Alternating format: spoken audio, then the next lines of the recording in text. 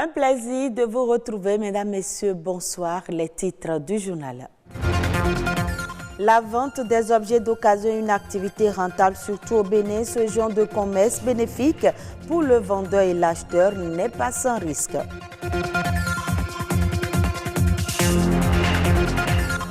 Depuis quelques semaines, les éleveurs de lapins au Bénin enregistrent des non-pertes liées surtout au décès de ces animaux. D'aucuns parlent de peste lapine. Le gouvernement a pris des mesures pour faire face aux dégâts. Toute une vie, c'est le nom du premier album de l'artiste Fatih. Elle a présenté l'œuvre ce week-end en présence des hommes des médias.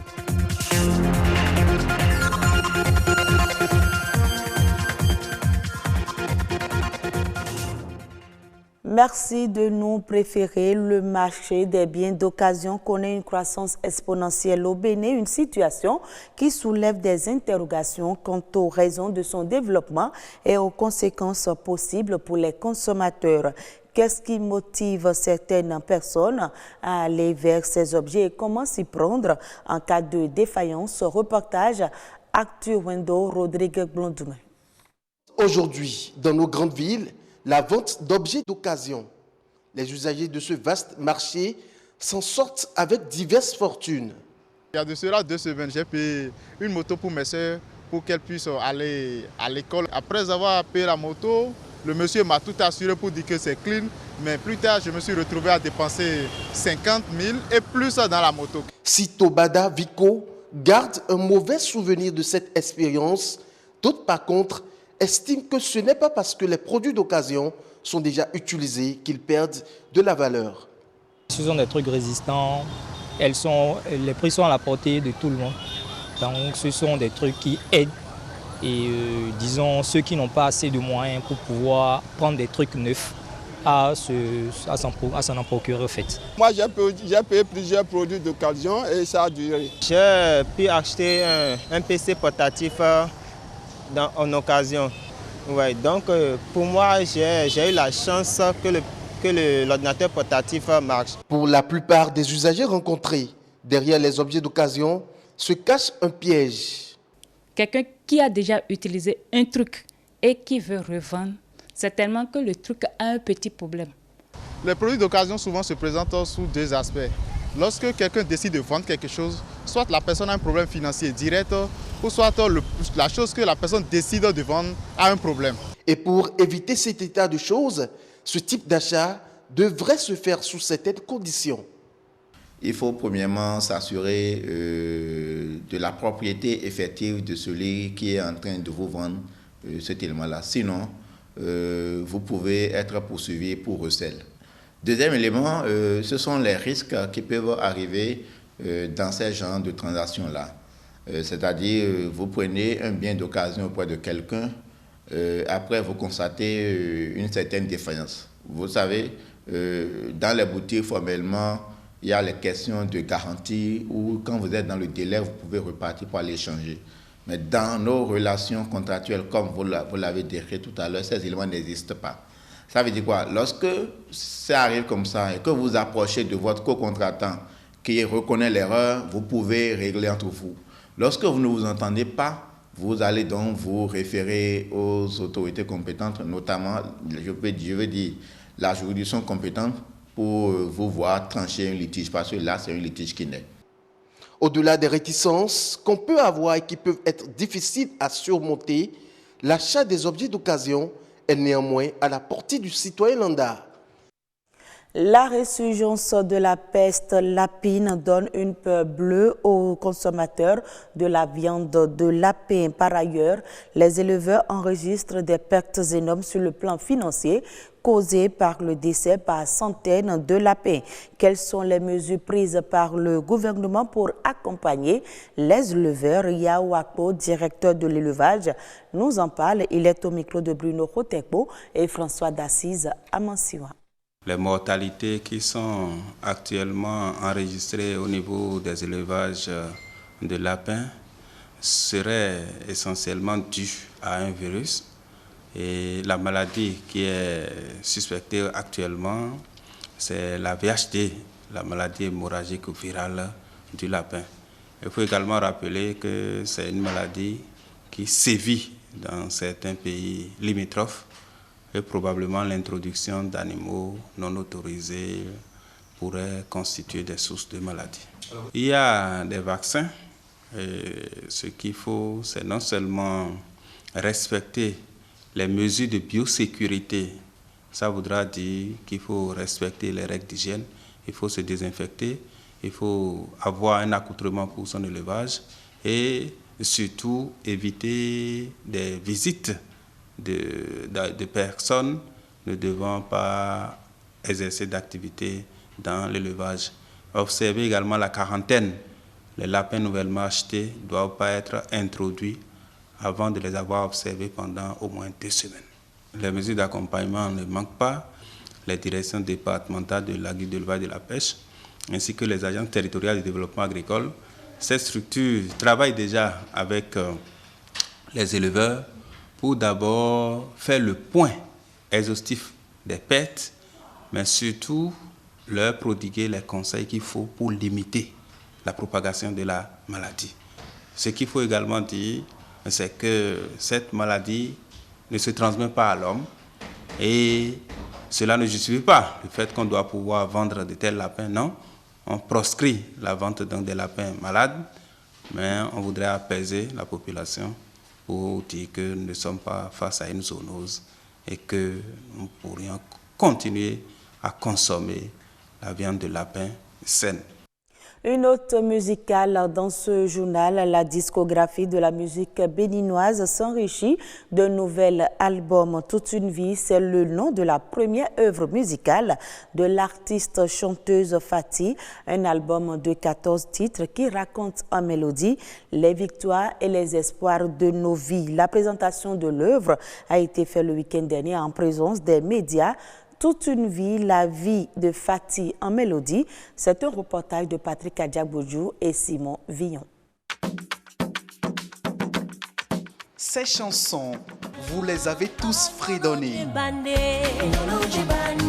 De Toché à Nyonanché, en passant par Mpezi.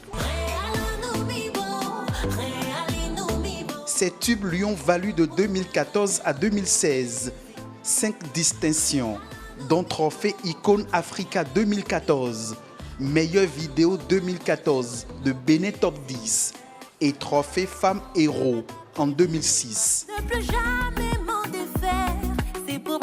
Avec ses douces mélodies, son timbre de voix qui porte loin la culture béninoise, l'artiste Fati dévoile son premier album, Toute une vie. Toute une vie, c'est nos joies. Toute une vie, ce sont nos peines. Toute une vie, ce sont nos victoires célébrées. Toute une vie, c'est nos espoirs que j'ai décidé de mettre en mélodie pour vous dire que tout est possible. 2019, Fati franchit un nouveau palier dans sa carrière d'artiste-chanteuse. Elle enregistre son premier album de 14 titres. C'est le bébé musical aujourd'hui que je mets au monde, qui se veut être ambassadeur de la musique béninoise ici et ailleurs, qui se veut être ami de tous ceux qui ont des plaies et qui ont besoin de pansements, qui ont besoin de bras ouverts pour leur dire qu'ils ne sont pas seuls dans leur bataille, qu'ils ne sont pas seuls dans leur quête d'être eux-mêmes. Toute une vie est le fruit de la carrière d'une artiste qui s'est lancée depuis 2014. 10 ans après, elle donne vie à un album qui reçoit le soutien du Fonds des Arts et de la Culture. L'artiste Fati va bénéficier donc de l'accompagnement du Fonds des Arts et de la Culture par rapport à la promotion de son œuvre, tant à l'intérieur qu'à l'extérieur. L'album de Fati est déjà dans les discothèques, devant un parterre d'amoureux de sa musique et de journalistes. Elle annonce un concert en mars 2020 pour dédicacer son nouveau chef-d'œuvre, Toute une vie, à ses fans. La Banque mondiale annonce la mobilisation de 53 milliards de dollars pour lutter contre l'extrême pauvreté en Afrique. Les nouveaux engagements font partie d'un investissement global qui sera destiné à aider les pays les plus pauvres du monde. Annoncé comme un montant record, cette mobilisation entre dans le cadre de la 19e reconstitution de l'Association internationale de développement, dont les prochaines activités s'étaleront sur la période 2020-2023. L'enveloppe destinée à l'Afrique devrait permettre d'aider les pays du continent à répondre aux besoins de leur population, stimuler la croissance économique et renforcer la résilience aux chocs climatiques et aux catastrophes naturelles. La 28e édition de la foire de Dakar a accueilli plus d'une dizaine de nationalités des pays de l'Afrique de l'Ouest, du Maghreb et du Moyen-Orient. Les exposants sont venus avec les spécialités de leur pays. Moussa Mané a sillonné les pavillons pour rencontrer les exposants étrangers. À l'entrée du pavillon vert, les visiteurs entrent et ressortent, la plupart sac à la main. J'ai pu trouver de très belles chaussures. Mais également, en dehors des chaussures, il y a plein d'autres articles que sont des chemises, des jeans. Il y a du tout, quoi. Et c'est à des prix vraiment très accessibles et c'est de la qualité. De faire face aux fêtes de Noël, donc c'est l'occasion de venir profiter de ces tarifs et de la qualité qui se trouve ici.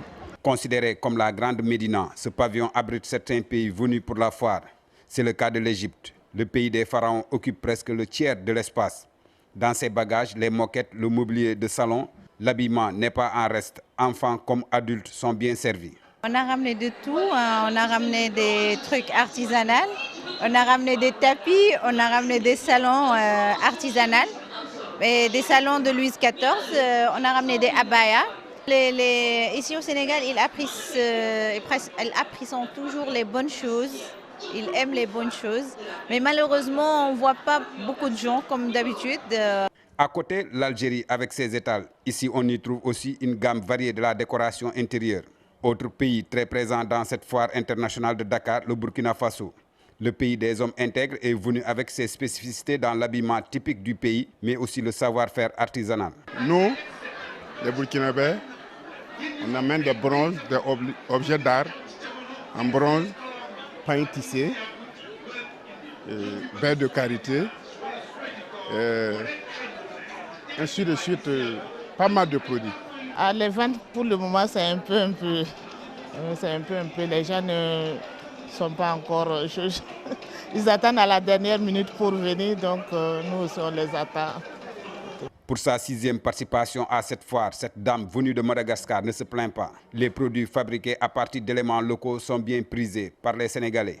On amène les sacs à base de fibres naturelles, les sacs, les paniers pour faire le marché. Et on fait aussi de la décoration d'intérieur, le rideau, il y a des ustensiles de cuisine, à base de cordes de zébu. Oui, on a la clientèle, ça va petit à petit, oui. Au pavillon orange, le Bénin et le Togo se disputent le marché de la pharmacopée. Plusieurs produits sont proposés aux visiteurs. Un autre pays, le Maroc, le royaume chérifien, a tout un pavillon.